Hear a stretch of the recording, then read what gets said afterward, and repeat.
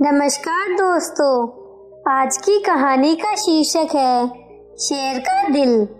प्राचीन समय की बात है। एक ब्राह्मण था। वह अपने जीवन से बड़ा दुखी रहा करता था। घर में कुछ खाने को नहीं था। स्वयं को खाने के लिए कुछ था ही नहीं तो दूसरों को क्या खिलाता। नाते रिश्तेदार भी उसी की इज्जत करते हैं जो व्यक्ति धनवान होता है। इन सब चीजों से दुखी होकर ब्राह्मण ने कहीं दूर जाने या किसी नरभक्षी पशु का आहार बन जाने की सोची। इसी सोच में डूबा हुआ वह घने जंगल की ओर निकल गया। शाम होने को आई। वह एक पेड़ के नीचे बैठ गया। उसने सोचा कि अभी कोई हिंसक पशु आएगा जो अपनी भूख मिटाने के साथ मेरी जीवन लीला खत्म करके सारे कलेश भी दूर कर देगा। उसी समय उसने देखा कि सामने एक गुफा में से शेर निकला। शेर कुछ रुका। पेड़ पर उसका मंत्री हंस बैठा था जो अपनी बुद्धि, अपने शील स्वभाव और दूध का दूध पानी का पानी करने के लिए जग प्रसिद्ध है। शेर ने कहा, दीवान जी, आज तो शिकार स्वयं ही सामने आ गया। हंस ने ब्राह्मण को देखा और सोचने लगा, पता नहीं यह कौन दुखी आदमी है। शेर ने कितने ही जीव मार डाले, आज इस ब्राह्मण को क्यों न बचाऊं। फिर शेर से बोला, मृगराज, यह ब्राह्मण आपका कुल पुरोहित है। आपको ढूंढता ढूंढता यहाँ आया है। आपके पूर्वज इनका बड़ा सत्कार करते थे। जाओ, देखते क्या हो, प्रणाम करो। देखना उसे कोई कष्ट न हो, उल्टे कुछ संपत्ति दो। क्या याद करेगा कि आपके पास आया था। शेर भी अपने मंत्री की बात मानता था। झट से गया और ब्राह्मण के पैर छुए और उसे गुफा में ले आया। शेर ने उसकी आवभगत की और फिर एक जगह दिखा दी जहाँ से ब्राह्मण ने धरती खोदकर दौलत पाई और शेर से अनुमति लेकर घर लौट आया। धन दौलत मिल जाने से ब्राह्मण का दुख दरिद्र जाता रहा। अब उसका रहन सहन भी अच्छा हो गया। घर में पशुधन, धन धान्य आ गया।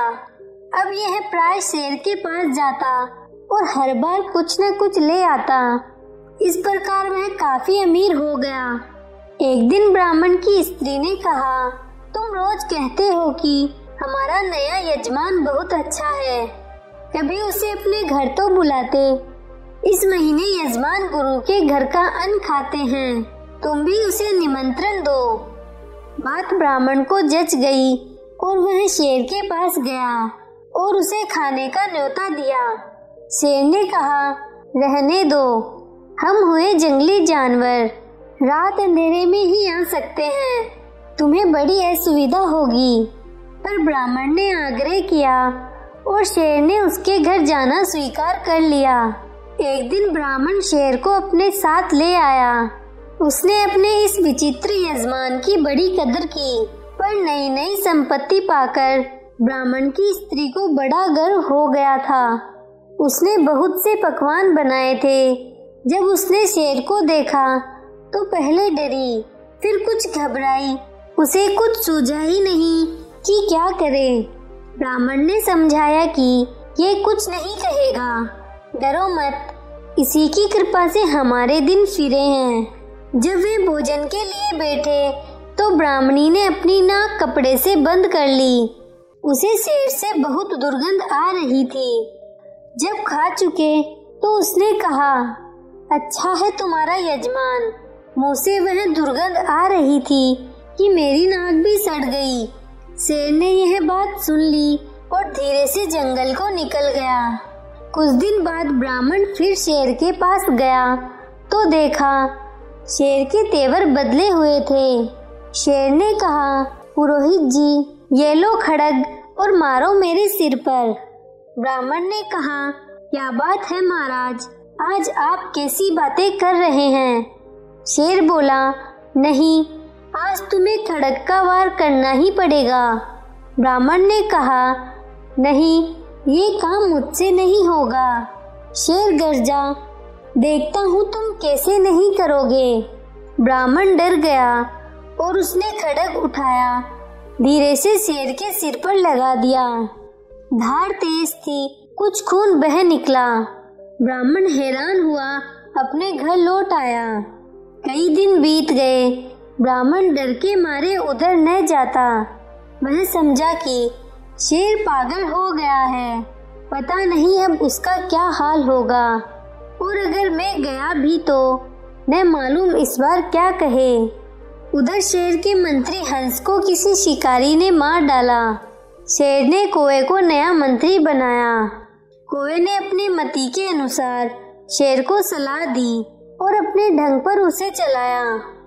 कई महीने बीत गए। ब्राह्मण को फिर धन की आवश्यकता हुई। उसने पुनः शेर के पास जाने की सोची और एक दिन वह जंगल की ओर गया।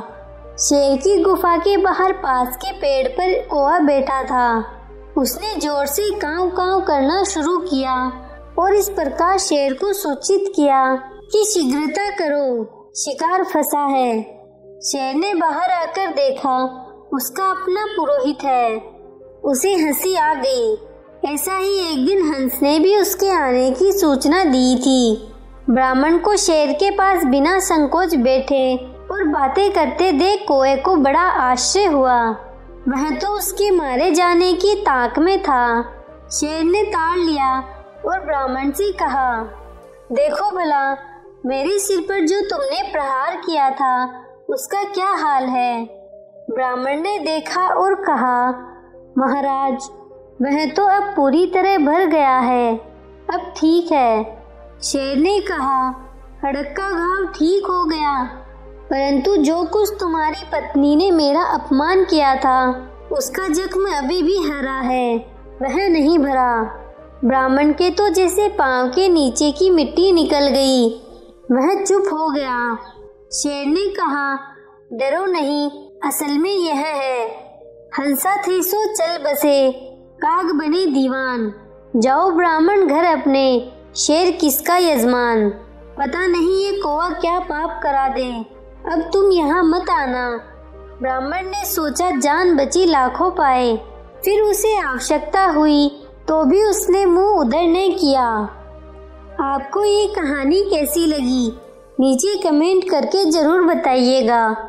अगर आपको कहानी पसंद आई हो तो अपने मित्रों के साथ जरूर शेयर करें और ऐसी ही प्यारी कहानियाँ सुनने के लिए हमारे YouTube चैनल को सब्सक्राइब करें। धन्यवाद।